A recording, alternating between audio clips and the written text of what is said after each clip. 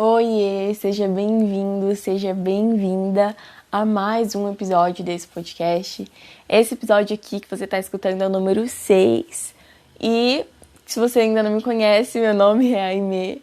Eu criei esse podcast, eu criei esse projeto com a intenção de realmente te aproximar mais de Cristo, em que você venha a se apaixonar pelo seu caráter. E no episódio de hoje a gente vai estar falando a respeito do Salmo 23, que tem um pouquinho de relação com o que a gente falou no episódio passado. E se você ainda não escutou e tem interesse em escutar a respeito do bom pastor que é Cristo, corre lá e depois volta para esse episódio. Ou escuta esse episódio, depois escuta o outro, da maneira que você preferir. O Salmo 23, ele é um salmo bem pequeno, ele tem apenas 6 versos. E a primeira coisa que me chamou muito a atenção, né, antes de eu começar a ler esse salmo, é que Davi, quem escreveu esse salmo, ele já foi um pastor de ovelhas, mas agora ele é um rei, ele é o rei de Israel. E Davi, ele utilizou essa linguagem, né, o Senhor é meu pastor, ele entende do que ele está falando, porque ele já viveu isso na prática. E ele está escrevendo, o próprio Davi, que já foi um pastor, está escrevendo sobre quem é o seu pastor. Então ele diz assim: o Senhor é meu pastor e nada me faltará. Há algumas versões, como a NVI, que vai dizer: o Senhor é o meu pastor, de nada terei falta. E quando ele diz que o Senhor é o pastor dele, né? Se você escutou o episódio passado, acho que você vai conseguir entender como se esse episódio fosse uma continuação dele, né? De que o Senhor é quem guia ele. Quem direciona Davi é o Senhor. E quando ele diz que nada me faltará, ele quer dizer que realmente ele não vai ter falta de nada, porque o Senhor supre todas as suas necessidades, né? Só que quando ele diz nada me faltará, é que realmente nada faltará.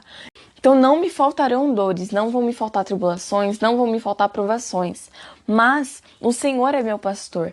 Então não vai me faltar abrigo, não vai me faltar direcionamento, não vai me faltar sabedoria, não me faltará ajuda no momento de necessidade, naquele momento em que eu preciso de ajuda, porque o Senhor é meu pastor.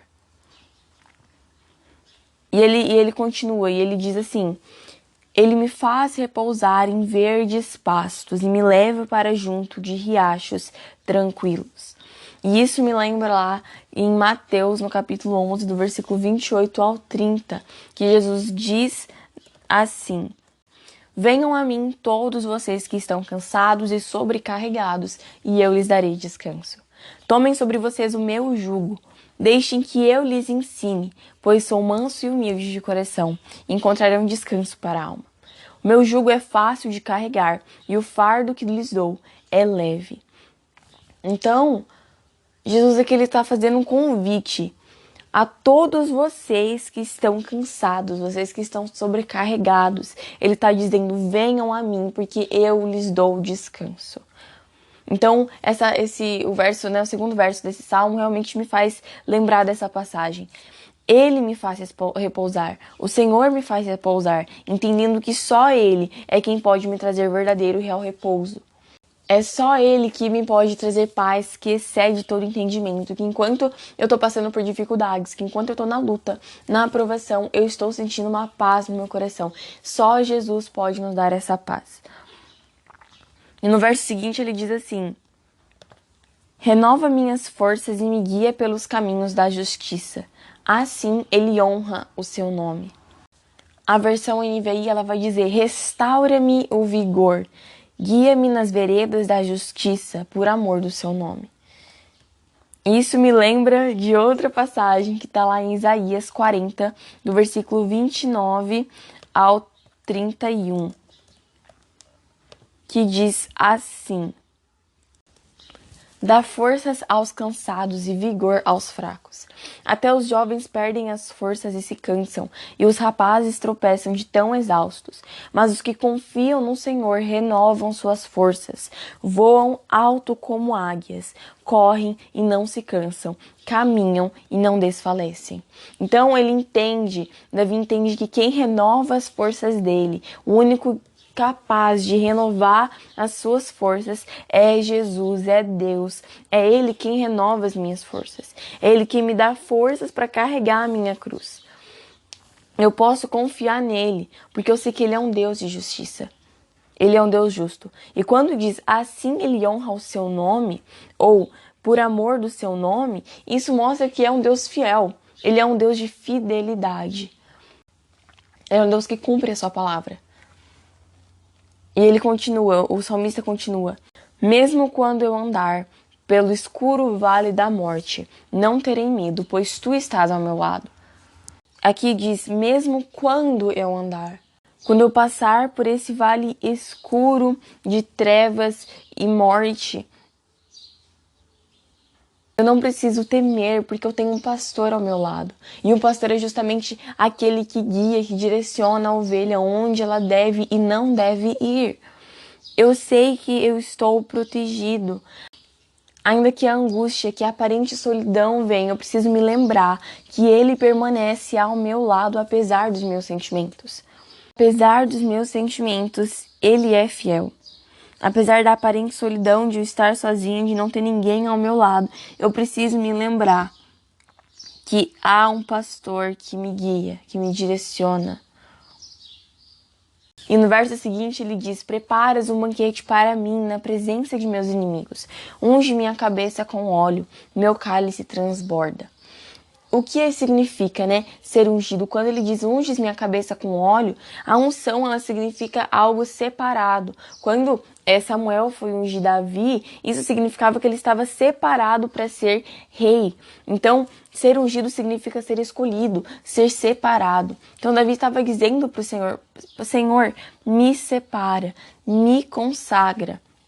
Quando ele diz, meu cálice transborda, ele quer dizer que venha a haver abundância, porque transbordar é quando não apenas enche, mas sim transborda. Isso mostra uma abundância.